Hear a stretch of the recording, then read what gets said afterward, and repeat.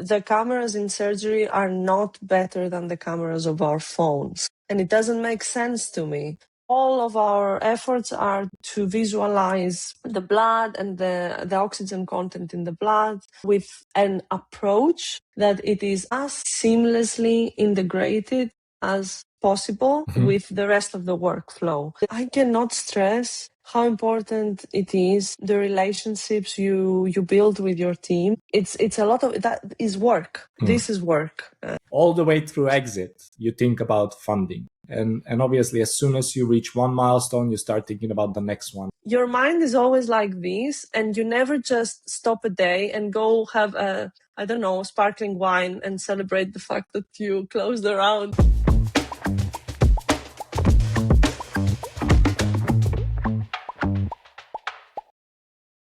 Welcome back to another episode of the GS MedTech Podcast, where I speak with industry leaders shaping the future of medtech.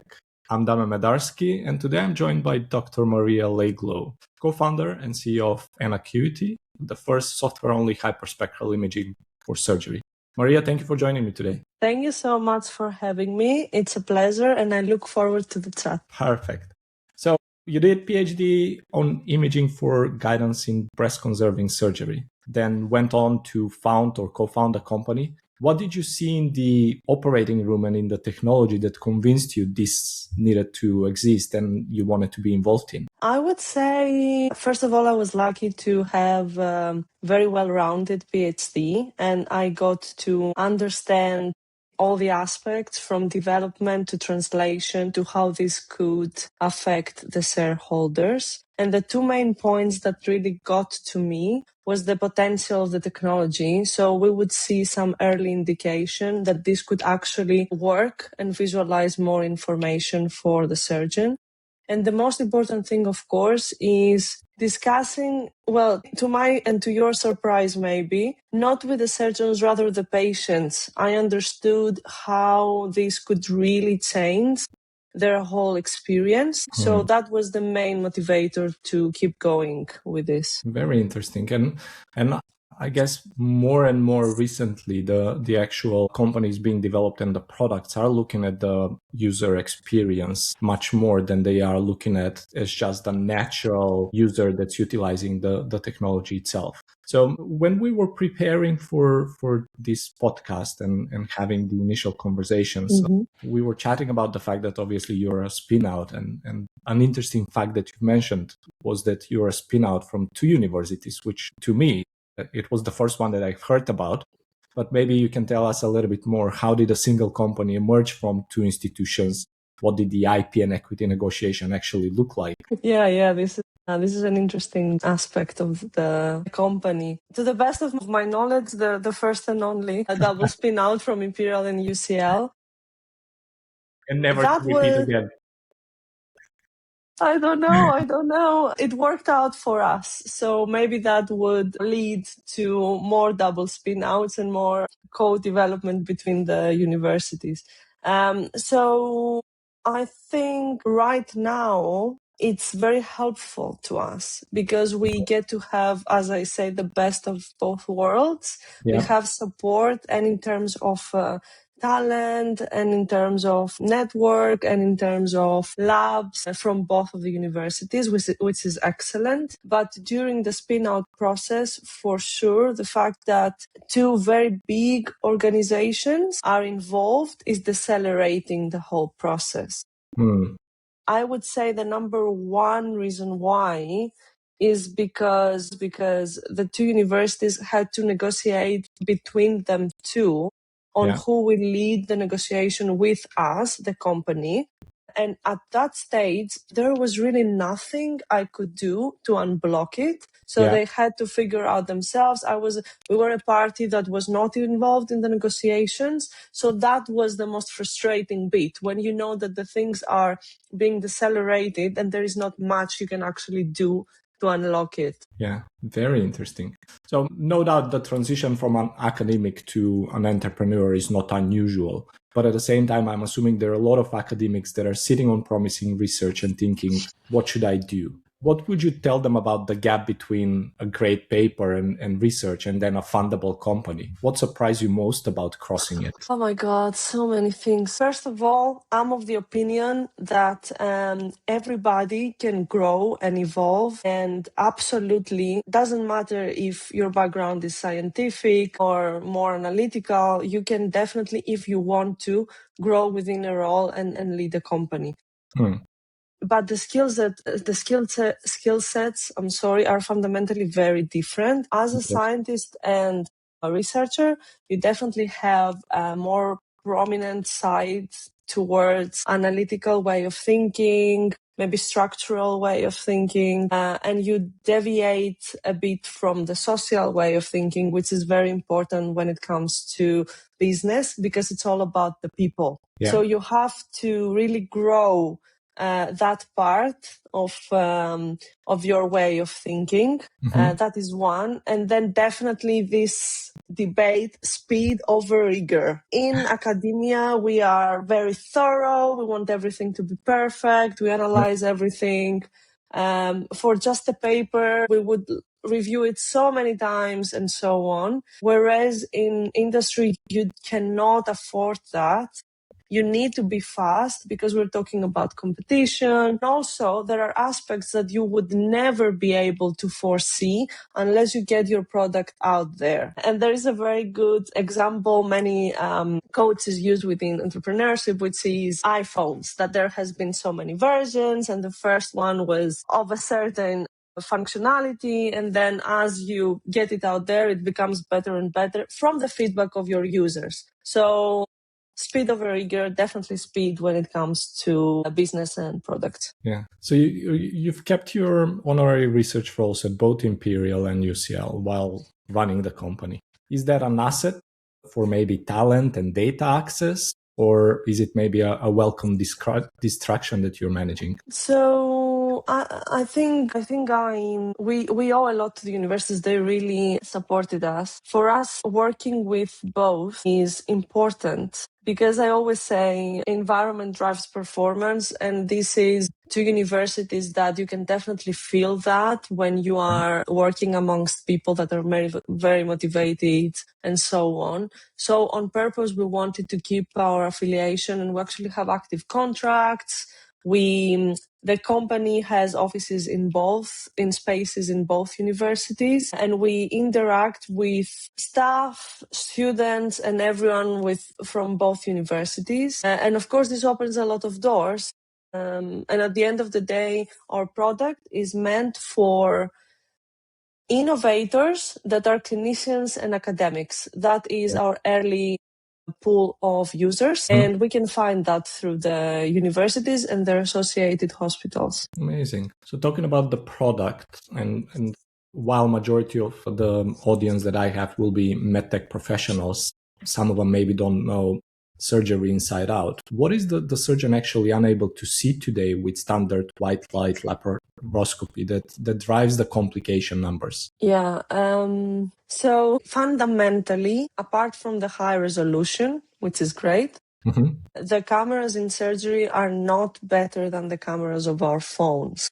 Okay. And it doesn't make sense to me. So the information we get just by color cameras in laparoscopy are standard color images that simulate what our own eyes would see. Of course, there is some color contrast enhancements and so on. But again, fundamentally, you cannot really see any further information that could be linked to the function of the tissues rather than just how they appear in the camera. That said, there is advanced imaging out there. One very popular one is fluorescence, ICG, or else indocyanine green, which is a contrast agent that is visualizing blood flow. And that is because the agent itself binds to blood plasma proteins. But yeah, has its limitations. The main one is that it stays within the body up to 3 minutes and then it's cleared of the circulation. So really the surgeon has this limited time window to use it, which is, as you can imagine, not very helpful for the workflow of the surgery. Of course. So all of our efforts are to visualize the blood and the oxygen content in the blood with an approach that it is as seamlessly integrated as possible with the rest of the workflow. And this is the number one reason for technologies to be adopted or not adopted in the OR, because surgeons like to stick with what they are used to in terms of protocol, in terms of practice, and I don't blame them. They have to perform at the best they can do, and changing protocol is definitely something that would hold them back. Interesting. And why start with colorectal and laparoscopic surgery specifically? Very good question. So many reasons. We, of course, wanted to go for a surgery that has a real problem, that we thought that there is evidence our technology could solve. Okay. So colorectal surgery has this complication of anastomotic leakage. This is the leakage of the contents of the bowel, and it can even lead to mortality. Best case scenario, treatment with medicine. And we have now evidence that this kind of technology could decrease the rate of these complications, not completely eradicated, but decrease is good enough when it comes to such complications. That is one reason. Then, of course, you are a company at the end of the day, so you need to make sure that this decrease in complications is also associated with saving costs for the healthcare provider. Yeah. Otherwise, no incentive for the provider to buy the product. Yeah. So these are like main tick boxes to choose your first application, let's say. There are other things as well. For example, where industry is heading in general, of course, we needed to find the surgery that has the cameras in place, right? Because we do software only. So no matter how much I wanted to solve the breast conserving surgery problem, which was the main problem I faced and tried to address in my PhD, I could not do. We cannot do that because it's simple. There is no camera in place. So technology is not there yet. Yeah, exactly. But also, I mean, I was somewhere in your materials, I was reading the statistics that an anastomotic leak with like a 16% roughly mortality rate in terms of complications. So it's a major issue to address early on with your technology. And I appreciate you're saying maybe it's not going to fully eliminate those leaks, but at least minimizing the chance of them will be significantly higher. Yeah, and this is not only in colorectal. There are other kinds of surgeries like esophagectomies. In bariatrics as well, you have reconnections of the GI tract. So all of these have leakages. The thing is that is multifactorial as of why they happen. So it could be the tension, or it could be the technique the surgeon is using, etc., etc. But a big part is indeed because of the fact that the bowel is not well perfused and oxygenated. So at least we can help that. And again, it's very important. Even 1%, if you can decrease it, is very important. Yeah. So you've mentioned black and white video and cameras, and then RGB and obviously a little bit more advanced, but still not very clear image cameras nowadays. How is it physically possible to recover spectral detail the sensor didn't directly capture? Yeah, very good question. So this is our expertise, right? So we need to I'm make... not asking you to reveal your IP. Yeah, obviously, yeah.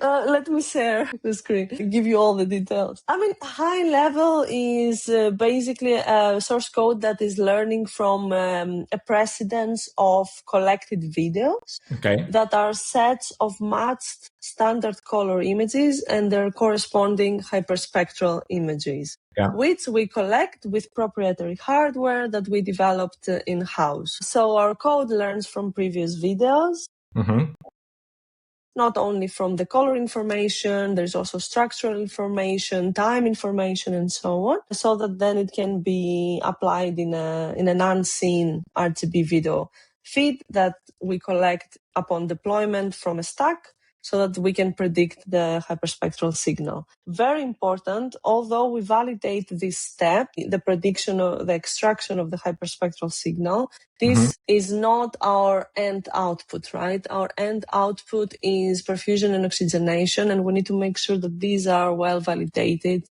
because this is what we show to the surgeon. Okay. And how do you validate that obviously the spectra your model generates are real and not plausibly even hallucinated? Because obviously that's the biggest challenge with AI, at least the normal models of AI.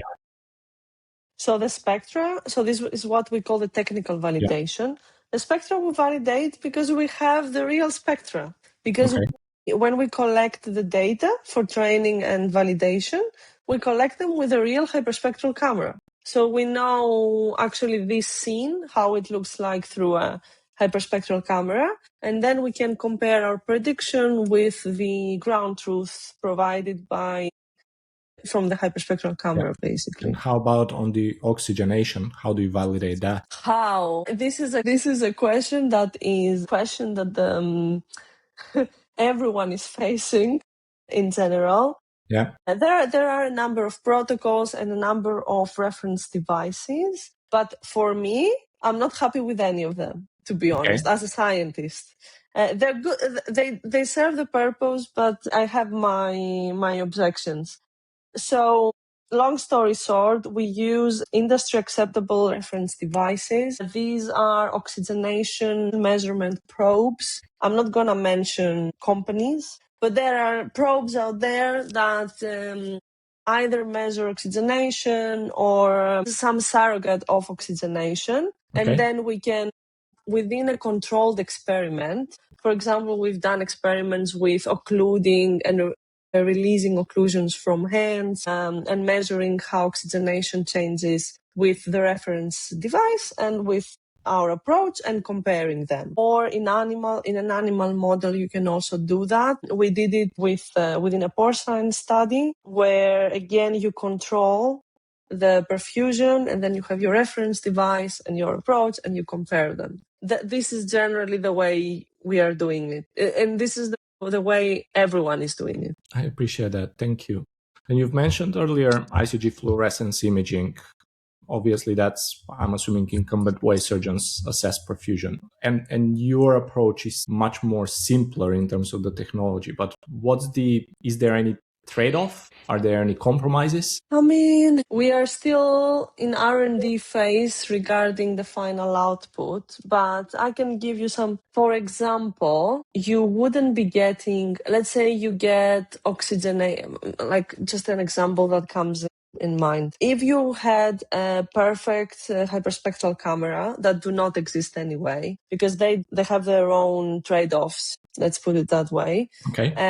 You would get oxygenation measurements with very good spatial detail, so resolution to the pixel level. So you would know in your image for every pixel what is the oxygenation without compromising the resolution, so for every pixel. And then you would get that for every image in real time without trading off the frame rate. So you would get the live feedback on how oxygenation looks like in the scene. So now with us, after all the processing, for example, you may not be able to you of course get it real time because this is number one when it comes to surgical applications, but you may, for example, get instead of every pixel, the oxygenation every 3 pixels or in a cluster of pixels. However, this goes back to what we said very fundamentally, rigor and speed. Do you really want oxygenation for every pixel? It may not be needed for the final application. So you may just leave as it is and just make a product, because at the end of the day, when you show this to the surgeon and you collect their feedback, they may say, well, I want to know this part of the bowel if it's well oxygenated. I don't need to know every pixel exactly. Yeah. So there you go. It's a compromise you can do. Yeah, I couldn't agree more with that. So it comes from the end user feedback and the fact that you always have to prioritize Is the product solving the pain of the user? If yes, is good enough, you don't need to iterate any further. And sometimes you're absolutely right. From academic perspective, you might be willing to perfect, but from a real sensible business running process, it doesn't make sense to go any further, because that perfection will not add any additional value to the experience or to the end result. I've been on that side, and this is the reward for a scientist, though. A scientist loves to analyze it and think about the troubleshoot, about the best way to technically perform, and they derive pleasure from it. But that is not the point when you make a product. That's it. No So doubt. I completely respect that, because this is science. That is what it is. But for products, I always have to also keep reminding myself when the discussion, because we do have people in the group that we come from academia. So I always have to, keep on the back of my head that, do we really need to discuss about this? Maybe I should tell them to just move on. There is no point, because I can see it in their eyes that they love analyzing it. So mentioning people, and obviously other people that are involved in the business, leads me to my curiosity on your board and advisors. Obviously, you have David took as chair. He recently exited Lightpoint Medical. You have Dan Stoyanov as one of your advisors. He built and sold Odin Vision to Olympus. How do you use that experience day to day? I am so grateful to be working with the above mentioned David, Dan, and the rest of the founding team. So Dan Stoyanov is one of our co-founders. We co-founded Enacuity together. And David came in as soon as we founded the company, if not earlier, actually. So basically, David is my go-to person when I'm in doubt of certain high-level decisions I have to make, or when I'm in doubt about how to prioritize my time and where to focus my efforts on. His experiences, of course, has shaped a lot the way we work within the company. And as we are first-time executives, me and Toby, our CTO, it's very important for us to have him. With David, we have our bi-weekly meetings, but he's really, if I need something, I can just text him, basically, and he can help. Dan is the same. Dan, you would imagine that, he's quite a busy person, but he's there. So if we text him with question, or if we need him about something, he's there for us. First of all, I don't know how he does it. He's there, yes. And also has been very helpful. But day-to-day decisions, we are now well placed to do them by ourselves. I'm not gonna bother with, because when you start, you're more tempted to ask simple questions. But then, after a year of being into it, the day-to-day decisions, we just make them ourselves. And it's only natural, isn't it? As a scientific founder, you grow into the CEO seat. You start understanding the boundaries in terms of your responsibilities and where you can lean on to board and advisors as well. But also, I'm assuming consciously stopping doing what you would have been doing from your research days, because it's, as we've discussed, completely different in terms of the actions and needs for the business itself. Yes, there was a point that I was presented with a fork in front of me in my life, in my career path, a clear fork, because I thought originally that I can still do some tech development whilst I'm taking over the entrepreneurship part. And then you, of course, come to realize that is impossible. I mean, you cannot even execute as you would want, ideally, your CEO role anyway. You have to just admit you'll be underwater always and just deal with what is absolutely urgent to be done and the priority. So back then, I had the first realization that, if you are to do this, you will leave all the technical bits on the side, which was a sacrifice on my part. Yeah. This was probably the only sacrifice I felt. I felt it as a sacrifice that, you've studied 20 years. Now you stop, if you are to do this, you have to fully commit to leading the company, which again, you won't be even able to do that as you would want to. And it's the way that all of the successful leaders, in my opinion, manage businesses, because you then entrust that confidence into other people and you equip yourself with good quality people that can actually complete that task for you while you're focusing on running the business itself. Yeah, team sport. You have to trust your team. Yeah. You have to, at the end of the day, it's early days now, but I know that we're learning now how to properly delegate so that one day very few things are things we actually execute and then delegate to the right people. So yes, definitely you have to. That's all it is, right? You have to form a team that can execute and you can trust everything on them. If you, as you rightly pointed out, the people that you're leaning on to are people that you already trust, but at the same time, the people that you delegate to are the people that you will need to trust as well. That's how you actually drive the business forward. Yeah, it is true. And I cannot stress how important it is, the relationships you build with your team. It's a lot of that is work. This is work. To be able to have a strong relationship with the team, and to we use this a lot, to be radically candid with them, to give an honest feedback with the right way.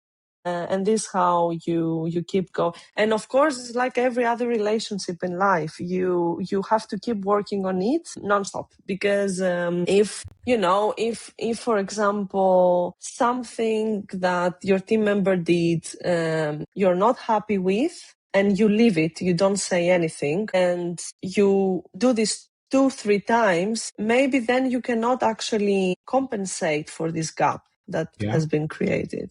So I think all the issues, they have to be addressed fast. You're right. If you don't address it, then how would you correct it for the next time? And as you rightly pointed out, culture is very important in a business, and having that culture of responsibility is something that I think I see in a lot of the companies that I discuss with, because ultimately, yes, you don't want to be always direct with your feedback, but at the same time, if you're not direct and the feedback is not given, how would you enable that person to correct their actions next time? Absolutely. So this is only fair, because otherwise it's unfair. If someone makes a mistake and they're not even aware of it, how can you blame them? Of course. At least you need to inform them, and then you give them a chance to correct themselves. But you've chosen those people for a reason, and when you equip yourself with those people, then it's up to the leader, to the manager, to maximize on whatever they've been brought in to do. Yes, we've been fortunate enough to, lucky, I don't know how can I describe this, but we've been working with great people. I fear that a day will come that we will make a mistake, because we will make a mistake, right? And maybe you have to have very difficult conversations with people, and we have not been challenged enough yet. Amazing. For sure. So you're a software-only business, capital-light business in a field used to sell expensive hardware. How does that change your funding story and the kind of investors who are the right fit for developing this technology? I think it makes us a very attractive story, and for the buyer and for the investor, because we're capital efficient, as you mentioned, and that goes to the way we sell the product as well. So if is something you can deliver it cheaper, then you can also place it at a lower price tag. With investors, number one is talking to investors that know the niche that we operate in, and even the clinical application, I would say. That makes things a lot easier to communicate, because I don't really need to convince them about the need or the business case. They know already. So if they already know about a minimally invasive surgery, if they already know about colorectal surgery, and I tell them that I have a software-only solution that does hyperspectral imaging, they understand what this means. Of course, not everyone is a fit. So I would say they understand that since you are a software-only solution, there is a great potential to grow this through a partnership as well with a hardware partner. So that immediately kind of makes a fit for certain investors, because some investors look for great returns that you can only, and revenue in billions and trillions that you could get if you were a robotic hardware company, etc. Some others look for a good exit, for example, which, okay, in our case makes sense because we are very well poised to partner with a hardware provider. So that I think narrows down the investors that would be a good fit for us. But also, a good investor can see the future and understanding that obviously, yes, it has been hardware that's being utilized, but technology is moving and software is moving forward. So having that ability to say, well, as with everything else in healthcare and in real life, in industry, things are progressing and moving. So having that ability to just rely on existing hardware, and as you rightly point out, integrates much better with existing hardware, which enables a very good exit opportunities that are direct and simple, then I don't see it being as much of a changing the funding story, but just enabling them to see what you're seeing already. Yeah, no, you're absolutely right. They all know, especially with the AI boom and so on, they all know that how will the AI revolutionize the OR is this: smaller equipment and better use of data. And they know that everyone is investing, and the hardware companies, the very big hardware companies, invest in platforms, in how to utilize data, and how to integrate their solutions under one connected OR, as they say. So they know that this is how the surgical room will evolve. And this is why they invest in software solutions. So yeah, I don't need to convince them about that. I don't need to convince them about so if they know about colorectal surgery, I don't need to convince them about the clinical need. And if they are aware of the surgical imaging field, then I don't even need to convince them about software. Now, how one grows, you can grow into partnerships and still be software only a company. You can decide that you want to invest in simple cameras and make it a hardware solution that could accommodate even more surgeries. But these are all options that are fair and open to explore, and therefore I think it's good to have the potential and just have a clear path that you can explain the path and your vision to the investor. So very interesting how you've phrased convincing the investor. I'm curious, how do you convince the surgeons then and the end users? Because some of them are rightly so maybe conservative about trusting new features and new AI. I'm assuming not every single product that comes to life is as good. What turns clinicians trust in an AI tool in the OR? So I show them what we do. I explain that we are a better solution, a different solution to ICG, and they wouldn't need to use the extra contrast agent and the special camera, and is very appealing to them. The fact that they don't need to change the camera they already use is very appealing to them. And I don't think I've ever spoken to a surgeon that did not like this. So the immediate response is very positive. Now they go ahead, since they are hooked, that is done. They go ahead with their due diligence. They will ask about how did we validate the code and so on. I would say two main things are very important. One is our experience and our credentials.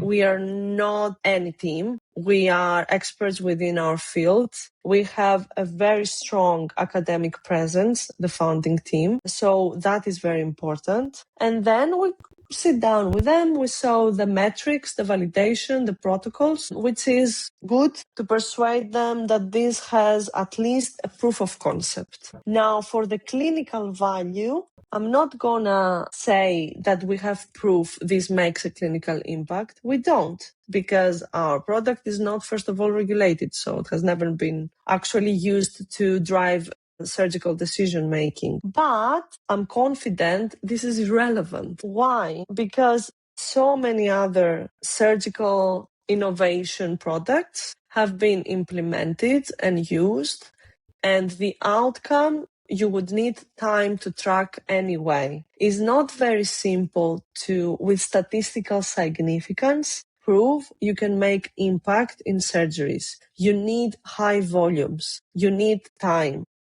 Even with ICG fluorescence, it has been used for years, 10 years, whilst there were randomized control trials happening in the background, and still they didn't reach statistical significance. So it's very hard, and the NHS knows this, NICE knows this. That's why it's acceptable within the community, the surgical community, that you will get a product if there is some initial evidence it works and some trends that it can have, that it can lead to a change in the output. But they wouldn't wait for statistical significance, because that takes years. Until you finish a trial with statistical significance, your product becomes obsolete. You need to replace it already. No doubt. And what's the regulatory pathway that you're pursuing? Are you doing UK, EU, and US as well? Yes, we're doing UK CAC first. And then we do US. And that is a bit connected with our funding. So we use our pre-seed funding to get regulatory for here and EU. And then because for the FDA, we need an extra clinical study on an animal model, but still is a study in its time. And that would be part of, let's say, next year, which would be funded within our next seed round. Yeah. And talking of funding, you've also received Innovate UK grant as well? We did the SMART grant. Yeah. We got the SMART grant around £300,000. Yeah. And that was at a consortium with Imperial and UCL, of course, and Enacuity is leading it. The universities are taking part in protocol and in access, in clinical access. So we work with the hospitals of the universities. And the aim is to demonstrate how easy it is for the source code to be fine-tuned for another application. So let's say we have big data library from colorectal surgeries, because this is our first application. How easy it is to adjust the code to work for esophagectomies, for example. Yeah. Actually, in the grant, we're looking at gallbladder surgery, and that is proof that we can scale it fast with an existing clinical footing. So if you are the hospital and I bring you our computer with our software, and you see the business case for colorectal, if it's easy for me to, with an upgrade, make it work for gallbladder, esophagectomy, pancreatectomy, whatever, how easy it is to do that will come from this study. So how big should be a data set to fine-tune my model for it to work as we want it in a different application? And it's a proof that we can scale fast with an existing clinical footing. Yeah. And just backtracking a little bit, you've mentioned obviously the actual regulatory pathway, and I think one of the hurdles that then regulatory approved products are having, apart from obviously your statistical evidence, as you rightly pointed out, that will take a lot of time, is reimbursement. And obviously, in my opinion, that's where a lot of elegant medtech dies if they're not able to sort it. What's the path to getting a software enhancement paid for, and who's the economic buyer? So we're looking at departments at the department level because it's software. Okay. So the decision comes from the department, and we are looking at a business case that we would need to develop with them. Now, the business case at the moment is built on benefit to cost ratio analysis. So benefit to cost ratio looks at how much money we can save them per case compared to how much money they would pay for our product per case. Yeah. But the most important thing here is that we look at that compared to the benefit to cost ratio of ICG. Because again, if we are going to a department, they would basically be looking at replacing ICG with our technology. So they would be looking at comparing them too in terms of this. This is our approach in general. Thank you. What's the hardest unsolved problem in the business right now that's maybe keeping you up at night? Nothing keeps me up at night. Many problems. Yeah. But in the night we sleep. Yeah. We leave the problems for the next day. Perfect. Yes. So is funding a headache at the moment? Are you fundraising at the moment? Funding is has always been in my head. And because without the money we cannot being. Yes, absolutely. So I'm trying to convince myself that this will be a permanent situation, right? This will never end. And you don't need to convince yourself that. I mean, I've spoken with so many founders that I can tell you that all the way through exit, you think about funding. And obviously, as soon as you reach one milestone, you start thinking about the next one. And that next one needs money. It's more about convincing myself that I should take the wins.